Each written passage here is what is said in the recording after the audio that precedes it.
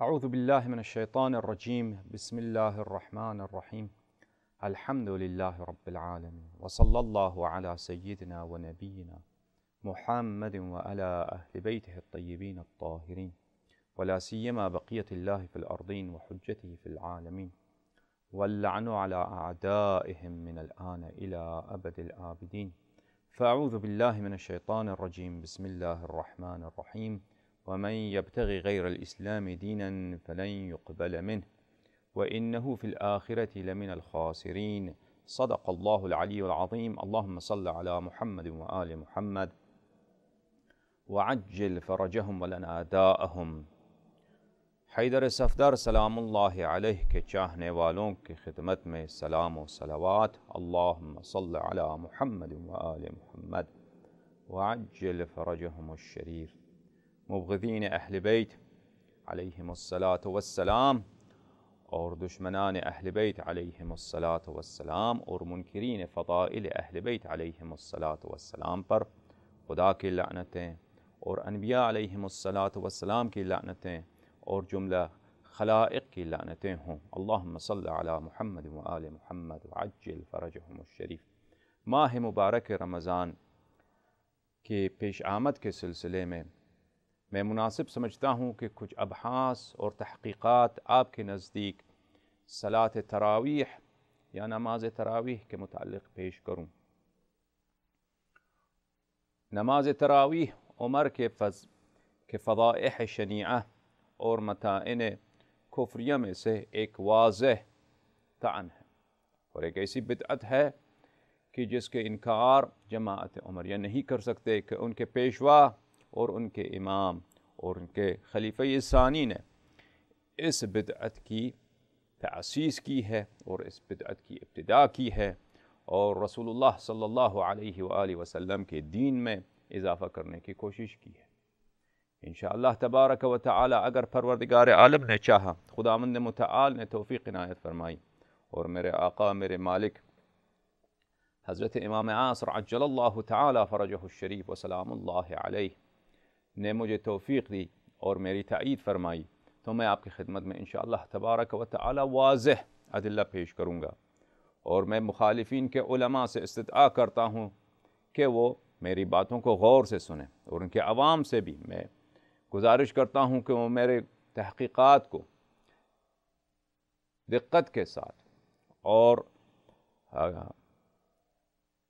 باریک بینی کے ساتھ ملاحظہ فرمائیں اور انشاءاللہ تبارک و تعالی کسی بھی طرح کا اگر ان کے پاس کوئی عاقلانہ رد ہے یا ان کے پاس کوئی عاقلانہ سوال ہے تو میں انشاءاللہ تبارک و تعالی جواب دینے سے انکار نہیں کروں گا انشاءاللہ تبارک و تعالی.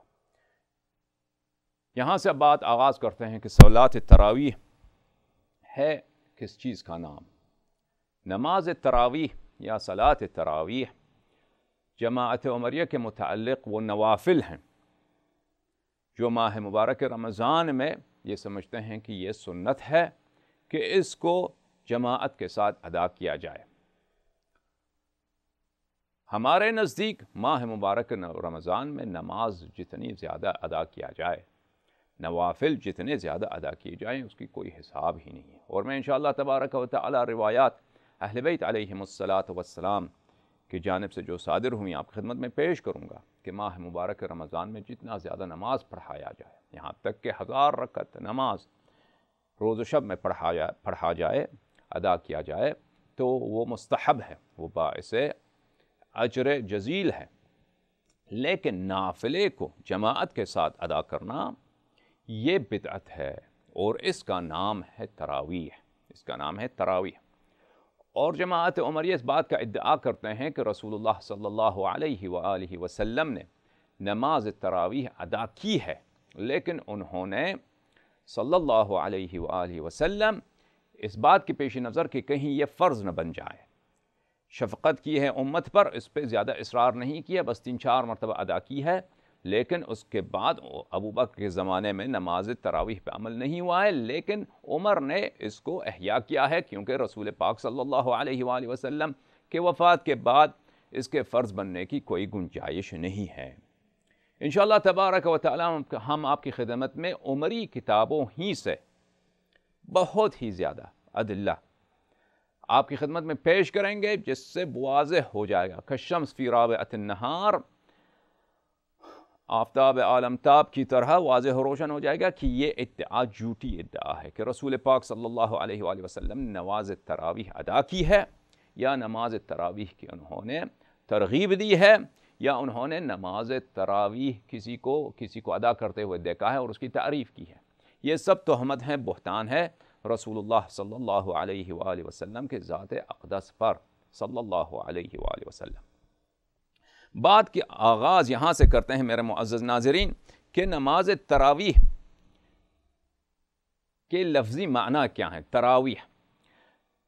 تراویح حافظ ابن حجر عسقلانی اور بہت سارے دوسرے عمری علماء یہ کہتے ہیں کہ تراویح راحت سے ہے، یعنی کیونکہ جب اس نماز کو ادا کرتے تھے پہلے زمانے میں، عمر کے زمانے سے جب یہ شروع ہوئی ہے، تو اس زمانے میں ہر 4 رکعتوں کے بعد یا ہر کچھ رکعتوں کے بعد لوگ آرام کرتے تھے، کوئی استراحت کرتے تھے، تو اس لیے تراویح جو ہے ترویحہ کی جمع ہے، اور ترویحہ کا مطلب ہے آرام کرنا، تو اس کو اس لیے تراویح کہا گیا ہے۔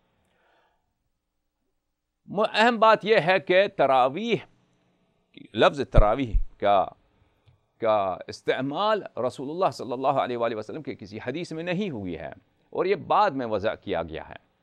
حافظ ابن حجر عسقلانی نے جو بات کہی ہے، تو میں اس کے متعلق میرے پاس کوئی دلیل نہیں ہے کہ وہ کہتا ہے کہ پہلے زمانوں میں لوگ جب نماز پڑھتے تھے تو ہر کچھ رکعتوں کے بعد وہ آرام کرتے تھے، تو میں نے اس کے لیے کوئی دلیل نہیں دیکھا ہے۔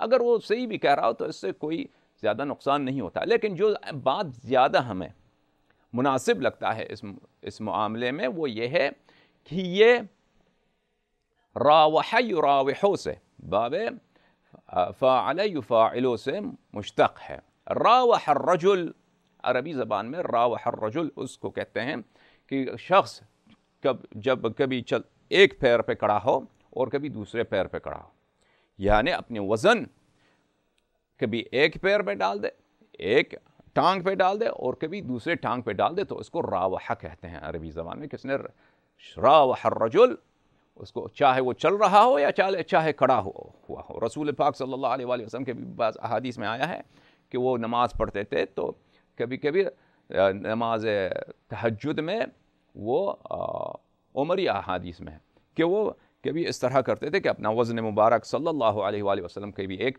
پیر مبارک پر اور کبھی دوسری پائے مبارک پہ رکھتے تھے تاکہ اس سے کچھ تکن دور ہو۔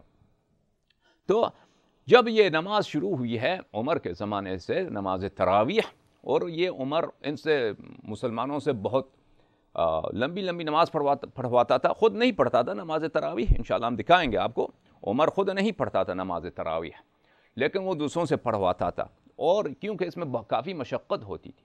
ان کی اپنی روایات میں موجود ہے کہ لوگ کس طرح مشقت کے ساتھ آ کر نماز میں شرکت کیا کرتے تھے۔ مثلا یہ کتاب ہے مصنف ابن ابی شیبہ، مصنف ابن ابی شیبہ، المصنف فی الاحادیث والآثار، المصنف فی الاحادیث والآثار ابن ابی شیبہ الکوفی، جو بہت ہی ان کے بڑے محدث ہیں، اور یہ بخاری اور مسلم کے استاد ہیں، اور ان کے بہت ثقہ اور جید علماء میں سے ایک ہیں۔ اور یہ عوام کے نزدیک ان کتابوں کو یہ لوگ چھپاتے ہیں، عمری علماء جو ہیں، حفاظ ہیں، ان کتابوں کو چھپاتے ہیں، کیونکہ ان کتابوں میں گرچہ یہ بخاری سے بھی پہلے گزرے ہیں اور مسلم سے بھی پہلے گزرے ہیں، اور ان کی یہ بہت جید علماء میں سے، لیکن ان کتابوں میں ایسے مواد موجود ہیں جن سے ان کے اپنی مذہب کے اساس کے پرخچے اڑ جاتے ہیں، تو اس لیے ان کو وہ چھپانے کی کوشش کرتے ہیں۔ بہرحال یہ عوام کے نزدیک معروف نہیں ہے۔ مصنف ابن ابی شیبہ جزء ثانی، طبع دار الفکر، یہ کتاب چھپی ہے سنہ 1429 میں دار الفکر بیروت میں۔ اس کتاب میں ملاحظہ فرمائیے میرے معزز ناظرین، کتاب صلاة التطوع والامامہ فی صلاة رمضان، صفحہ نمبر 284 میں، فی صلاة رمضان، باب نمبر 226، حدیث نمبر 8۔ یہ روایت ہے عبد الرحمن ابن عراق ابن مالک کہ وہ اپنے والد عراق ابن مالک سے روایت کرتے ہیں۔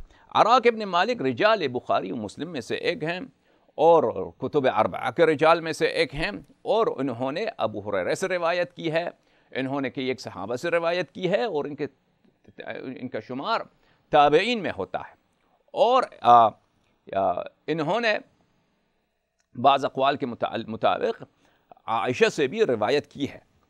تو وہ کہتے ہیں، عراق ابن مالک کہتے ہیں کہ ادرکت الناس فی شہر رمضان یربطون لهم الحبال یستمسکون بها من طول القیام، میں نے وہ زمانہ دیکھا کہ ماہ مبارک رمضان میں لوگوں کی نماز جماعت کے لیے، نماز تراویح کے لیے، کیونکہ نماز تراویح میں بہت مشقت ہوتی ہے، نماز لمبی نبی صورتیں پڑھتے ہیں، اور اب تو یہ عادت ہو گئی ہے جماعت عمریہ کی کہ یہ قرآن کریم کو نماز ہی میں ختم کرنے کی کوشش کرتے ہیں، اور اس پہ بھی بات انشاءاللہ ہم کریں گے کہ یہ بھی کوئی سنت نہیں ہے، یہ بھی ایک ان کی بدعت ہے کہ انہوں نے اپنی طرف سے، اپنی ہوا سے، اپنی مرضی سے دین خدا میں اضافہ کرتے آ رہے ہیں۔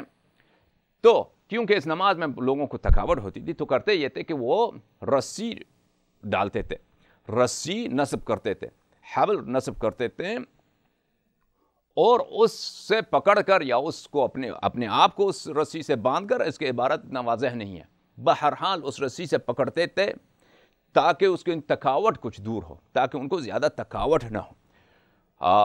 تو اب علی ملاحظہ فرمائیے،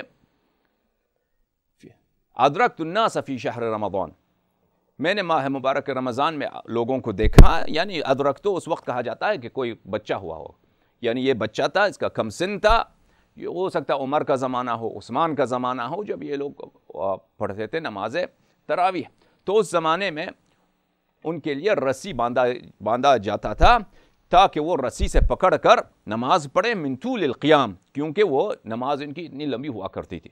اچھا، یہ آپ نے دیکھا کہ یہ اس کتاب میں موجود ہے۔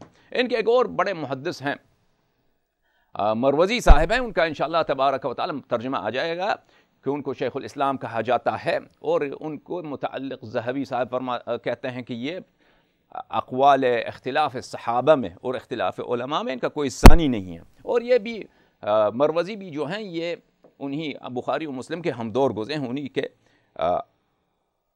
زمانے کے عالم ہیں۔ میں آپ کی خدمت میں ان کا کتاب پیش کرتا ہوں، مختصر قیام اللیل لشیخہم ابی عبداللہ محمد بن نصر المروزی، ان کو یہ شیخ الاسلام کہتے ہیں۔ یہ کتاب چپی ہے حدیث اکیڈمی فیصل آباد پاکستان میں۔ اس کتاب میں میرے معزز ناظرین صفحہ نمبر 220 میں دیکھیں، عدد الرکعات التي يقوم بها الامام للناس في رمضان، اس باب عدد رکعات تراویح میں۔ وعن السائب ایضا، یہ روایت کرتے ہیں عبداللہ ابن سائب القرشی سے۔ عبداللہ ابن سائب القرشی جو ہیں وہ ایک صحابی ہیں، اور ان کا صحابیوں میں ان کا شمار کم سن صحابیوں میں ہوتا ہے، اور انہوں نے دوسرے صحابوں سے روایت کی ہیں، اور ظاہر یہ ہے کہ انہوں نے خود رسول پاک صلی اللہ علیہ وآلہ وسلم کی صحبت کا شرف بھی پایا ہے۔ تو ان سے روایت کرتے ہیں یہ انہم كانوا يقومون في رمضان ب20 رکعہ، کہ وہ لوگ عمر کے زمانے میں 20 رکعت نماز پڑھتے تھے تراویح میں۔ وَيَقْرَؤُونَ بِالْمِئِينَ مِنَ الْقُرْآنِ، اور یہ قرآن کی وہ سور جن کی آیات کی تعداد 100 کے قریب ہیں، 100 سے کچھ زیادہ یا 100 ہی ہیں، مثلا سورہ ابراہیم علیہ السلام، سورہ رعد، سورہ نحل، ان آیات، ان سور کی تلاوت کرتے تھے۔ وَإِنَّهُمْ كَانُوا يَعْتَمِدُونَ عَلَى الْعَصِيِّ فِي زَمَنِ عمر بن الخطاب، کہتے ہیں یہ کہ ان زمانے میں لوگ جب نماز تراویح پڑھتے تھے تو عصا لے کر واکنگ اسٹک لے کر وہ آتے تھے نماز پڑھنے کے لیے۔ وہ واکنگ اسٹک کیوں نماز میں لایا جاتا ہے؟ کیونکہ نماز اتنی لمبی ہوا کرتی تھی۔ عمر ان سے 20 رکعت نماز پڑھواتا تھا، اور امام جماعت کو کہتا تھا کہ تو جتنی لمبی صورتیں تمہیں یاد ہیں وہ پڑھا کرو۔ تو اب بھی جو نماز جماعت عمری مساجد میں ماہ مبارک رمضان میں پڑھا جاتا ہے تو وہ کافی لمبی نماز ہوا کرتی ہے، اور اس میں کافی ٹائم لگ جاتا ہے، اور باعث مشقت اور باعث زحمت اور باعث خستگی بدن ہوتا ہے۔ تو اس لیے وہ لکڑ لے کے آتے تھے تاکہ لکڑ سے پکڑ کر وہ ان سے کچھ ان کو راحت مل جائے۔ بہرحال اہم بات یہ ہے کہ عمر تو وہ ہم بتائیں گے خود کہ عمر خود نہیں پڑھتا تھا، لیکن ان سے خوب نماز پڑھواتا تھا، نماز کی مشق کراتا تھا ان سے، تاکہ یہ لوگوں کو تقویٰ کی عادت ہو. اہم بات ہے کہ راوحہ کس کو بولتے ہیں میرے معزز ناظرین؟ صحاح. الصحاح تاج اللغة وصحاح العربیہ اسماعیل بن حماد الجوہری. یہ معروف و مشہور کتاب ہے، جزء اول طبع دار العلم للملائین. اس کتاب میں میرے عزیز آپ دیکھیے صفحہ نمبر 370، جلد 1 صفحہ نمبر 370. وتقول راوح بين رجليه اذا قام على احداهما مرہ وعلى الاخرى مرہ. عربی زبان میں جب کہا جاتا ہے راوح بین رجلیہ، اس شخص نے اپنے دونوں ٹانگوں کے درمیان راوح کیا، تو اس کا مطلب ہے کہ کبھی ایک ٹانگ پہ کھڑا ہو گیا، کبھی دوسرے ٹانگ پہ کھڑا ہو گیا. تو اگر دیکھا جائے تو حقیقت یہ ہے کہ راوح سے تراویح مشتق ہو تو یہ زیادہ مناسب لگتا ہے، کیونکہ اس نماز میں مشقت ہوتی ہے. یہ نماز ہے ہی بدعت، وہ تو الگ بات ہے، لیکن مشقت یہ تو مانگتے ہیں کہ نماز طولانی ہوتی ہے اور باعث خستگی بدن ہوتا ہے. اور جو لوگ نماز پڑھتے ہیں وہ کبھی ایک ٹانگ پہ کبھی دوسرے ٹانگ پہ کھڑے ہوتے ہیں. اور پرانے زمانے میں رسی لے کے آتے تھے، پرانے زمانے میں یہ عصا لے کر آتے تھے، عمر کے زمانے میں ان کی اپنی کتابوں میں موجود ہے. تو اس میں راوح کہا گیا ہو اس لیے کہ ان کو بڑی تکلیف ہوتی تھی تراویح کو، یعنی وہ نماز جو باعث تکلیف ہے اور ٹانگوں میں تکلیف کے باعث بن جاتی ہے. اساس البلاغہ محمود ابن عمر الزمخشری، جزء اول طبع دار الکتب العلمیہ. اس کتاب میں صفحہ نمبر 393 میں ملاحظہ فرمائیے. والماشی یراوح بین رجلیہ. ماشی جو شخص چلتا پھرتا ہے وہ دونوں ٹانگوں کے اپنے دونوں کے ٹانگوں کے درمیان رواح کرتا ہے، ترویحہ کرتا ہے. اس کا مطلب کیا ہے؟ اس کا مطلب یہ ہے کہ کبھی وزن ایک ٹانگ پر کبھی دوسری ٹانگ پر. اسی طرح کتاب لسان العرب میں ملاحظہ فرمائیے. لسان العرب ابن منظور افریقی صاحب کی کتاب، طبع دار الصادر المجلد الثانی. اس کتاب میں صفحہ نمبر 467 میں وراوح بین رجلیہ اذا قام على احدہما على احداہما مرہ وعلى الاخرى مرہ. اس شخص نے راوح بین رجلیہ اپنے دونوں ٹانگوں کے درمیان رواح کی ہے، تو اس کا مطلب یہ ہے کہ کبھی ایک ٹانگ پہ کھڑا ہو گیا ہے کبھی دوسرے ٹانگ پر. وفي الحديث أنه صلى الله عليه وآله وسلم كان يراوح بين قدميه من طول القيام أي يعتمد على إحداهما مرة وعلى الأخرى مرة ليوصل الراحة إلى كل منهما. کہتے ہیں کہ یہ حدیث میں موجود ہے کہ رسول پاک صلی اللہ علیہ وآلہ وسلم اپنے نماز میں رواح کیا کرتے تھے، یعنی طول قیام کی وجہ سے کبھی ایک ٹانگ پہ کھڑے ہوا کرتے تھے کبھی دوسری ٹانگ پہ. اور یہ ظاہر ہے ہم نے دیکھا ہے کہ یہ نوافل کی بات ہو رہی ہے، نماز تہجد میں اور نماز مستحب میں. شرح سنن ابی داود تألیف محمود ابن احمد العینی، المجلد الخامس، مکتبۃ الرشد الریاض. یہ 5ویں مجلد ہے اس کتاب کی، جو سنہ 1420 میں سعودی عرب ریاض میں چھپی ہے. اس کتاب میں ملاحظہ فرمائیے صفحہ 298 میں حتى يراوح بين رجليه أن يعتمد على إحداهما مرة وعلى الأخرى مرة ومنه صلاة التراويح. ان کی واضح بات ہے کہ خود کہتے ہیں کہ یراوحو کا مطلب یہ ہے کہ کبھی ایک ٹانگ پہ کھڑا ہو کبھی دوسرے ٹانگ پہ کھڑا ہو. اور صلاۃ التراویح بھی اسی سے ہی مشتق ہے. پھر وہ دوسری قول نقل کرتے ہیں جس کی طرف فتح الباری میں حافظ ابن حجر نے بھی اشارہ کیا ہے کہ تراویح راحت سے مشتق ہے، یعنی نماز کے کچھ رکعتوں کے بعد لوگ آرام کیا کرتے تھے، تو اس لیے اس کو تراویح کہا گیا ہے کہ جس نماز میں ہر کچھ رکعتوں کے بعد آرام کیا جاتا ہے.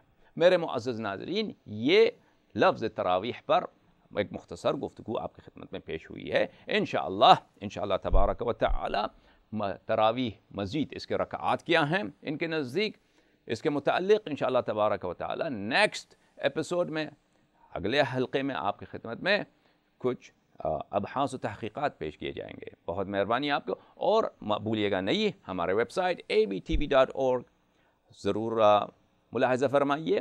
ہمارے ویب سائٹ پہ بہت سارے وہ پروگرامز جو ہمارے یوٹیوب چینل پہ نہ ہوں وہاں پہ موجود ہوا کرے گی انشاءاللہ تبارک و تعالی. abtv.org، اور اس میں ضرب حیدری فتح خیبری سلام اللہ علی امیر المؤمنین، یہ ہمارے ویب سائٹ کا نام ہے، ضرب حیدری فتح خیبری abtv.org. بہت مہربانی آپ کی. یا علی مدد. اللہم صل